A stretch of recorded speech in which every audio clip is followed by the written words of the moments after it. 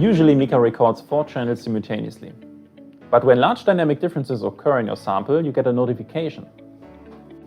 This notification urges you to go from simultaneous imaging to sequential imaging. First of all, you stop the live image acquisition. You click on plus and simply drag and drop the channels into the second sequence. Now, those 2 sequences are adjusted individually and the large dynamic differences can be overcome. And if you still have another notification popping up, you click stop again and just add another sequence.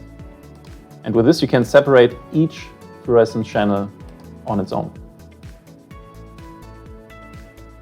The sequential imaging mode also allows you to adjust exposure time and quality measures for each of the acquisition channels. Simply click on live, you select the channel that you want to adjust, and as I said, you can adjust the exposure time,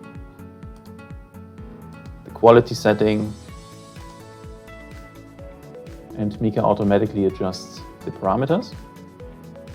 The same you can do also for the next channel.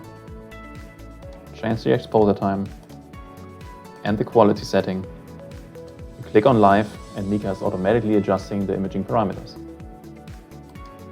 And if I now click on start, Mica records all the 3 individual sequences with different exposure times and quality settings.